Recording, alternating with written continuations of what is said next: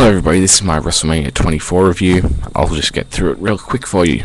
JBL versus Finlay, decent opener, or good opener, decent match, lots of stiff, action, lots of weapons used.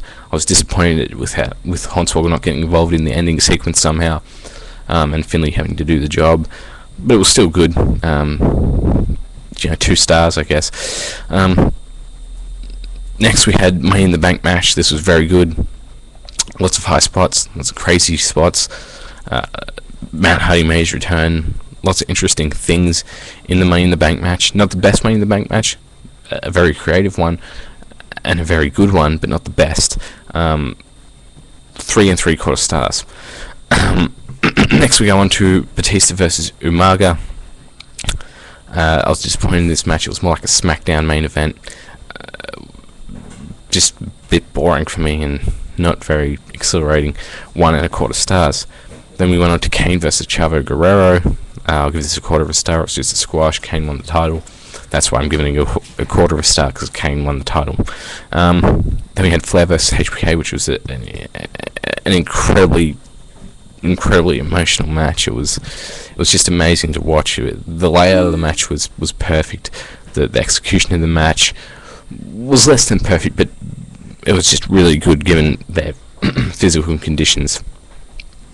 And it was just so emotional to see that the most important wrestler of the past 40 years retire.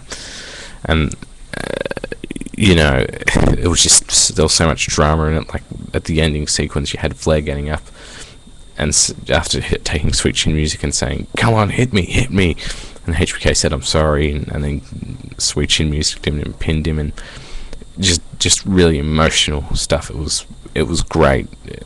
I enjoyed it a lot. 4 4.5 stars. Not a lot of bad shit to say about that. It was just great stuff.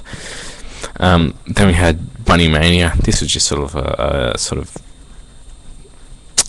match to lighten the mood a little bit. Lights went out, so that takes a 1/4 star off.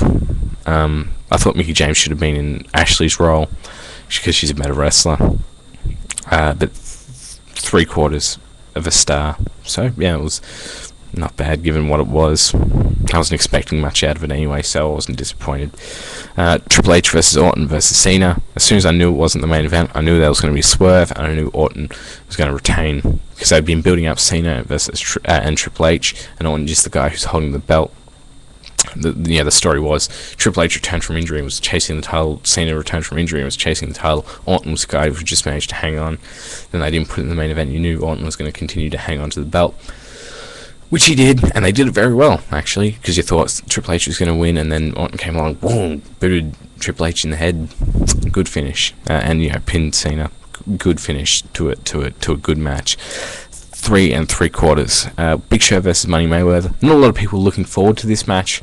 I was, not because of I was wondering who was going to win, or because of the build-up, but just how the WWE was going to execute this match.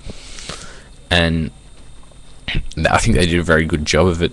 Given it's a boxer versus wrestler match and all that kind of thing. It wasn't really a wrestling match, so it's hard to rate it, but for entertainment value, because it was a very entertaining match with a lot of drama and psychology and things like that, I'll give it 3 1/4 stars. Then we had Edge versus Taker. This was just an amazing match, as you'd expect from the 2 workers of that caliber.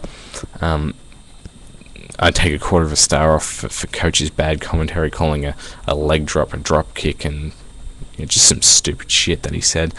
But it was a very good match, and it was a bit slow paced in the start, but picked up very good.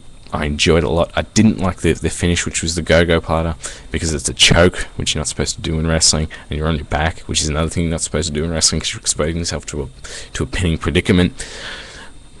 Having said that, it was still a good way they got Edge into the go-go platter, so I can't say too much bad stuff about it. It was very good. 4.5 stars. The pay-per-view as a whole was very good, as I said, with the Flair versus HBK is the match that this pay-per-view is going to be remembered for. So what I'm going to remember it for, and it was the first pay-per-view and first time in a long time that I marked out. And I mean, I marked out for Flair versus HBK. That was just amazing stuff. it was, you know, I hope they release another Flair DVD, or with a whole bunch of his matches, and put that one on it, because that would just be fucking good. Because that match was very good, and you know, I expected about a 4 or 3.5 star match, but 4.5 stars. They really delivered in this match, and I knew they would, and they delivered on the pay-per-view. As I think I gave you the rating, I give it an 8.50. Very good stuff. You know, definitely something I'll be picking up when it comes out.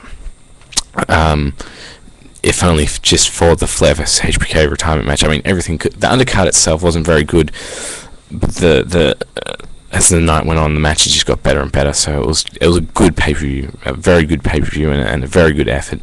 Backlash will probably hopefully be very good as well. Of course, without Flair vs HBK, they're going to have a hard time following up WrestleMania. But yeah, as I said, very good pay-per-view. Hopefully, I think it was better than last year's, and I really enjoyed last year's WrestleMania. So yeah, thanks for watching. Hope you subscribe if you want, and all that shit.